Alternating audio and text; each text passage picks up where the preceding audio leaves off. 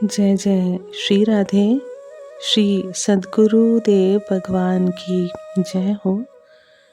मानसिक सेवा कैसे शुरू होती है? क्या ये कोई अभ्यास है जिसे प्रयास करके साधा जाता है, या इसका कोई और अधिक स्वाभाविक मार्ग है? मानसिक सेवा प्रयास नहीं बल्कि आसक्ति का परिणाम है। कई साधक जब मानसिक सेवा करने का प्रयास करते हैं तो मानस पटल पर केवल अंधेरा सा होता है। इस अवस्था में ना तो प्रभु का स्वरूप स्पष्ट होता है और ना ही सेवा के पदार्थ। मानसिक सेवा कोई ऐसी चीज़ नहीं है जिसे करने का प्रयास किया जाता है। ये तो तब अपने आप शुरू हो जाती है जब एक भक्त अपनी प्रकट शारीरिक सेवा में गहरी आसक्ति विकसित कर लेता है। इस आसक्ति को गहरा करने का एक मुख्य उपाय है प्रकट सेवा के दौरान खूब नाम जप करना। ये ठीक वैसे ही है जैसे किसी माँ को अपने प्यारे बच्चे का ध्यान बार बार स्वाभाविक रूप से आता है। उसे इसके लिए कोई कोशिश नहीं करनी पड़ती।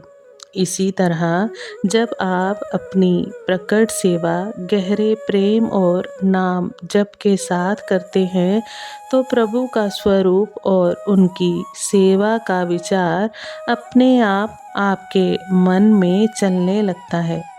यही मानसिक सेवा की सहज शुरुआत है।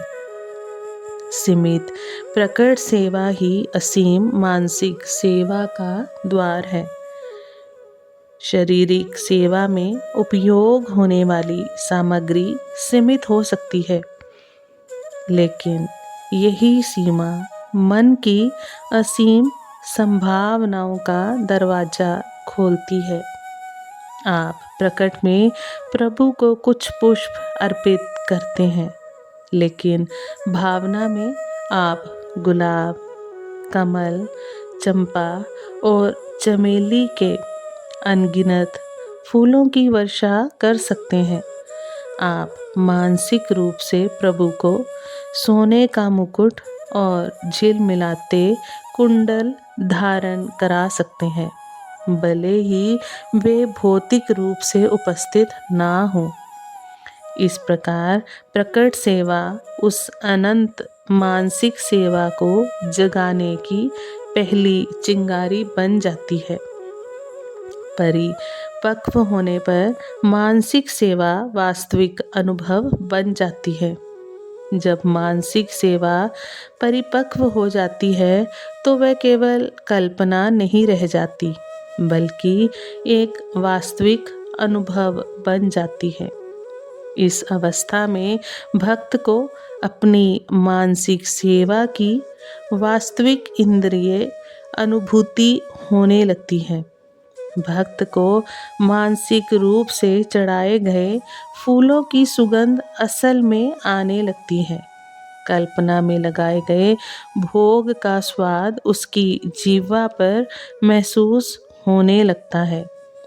इसका सबसे अद्भुत उदाहरण ये है कि भक्त साधारण रोटी दाल खाते हुए भी मानसिक रूप से अर्पित की गई रबड़ी का स्वाद का अनुभव कर सकता है, क्योंकि उसका भाव इतना प्रबल हो चुका होता है कि वह भौतिक वास्तविकता पर हावी हो जाता है।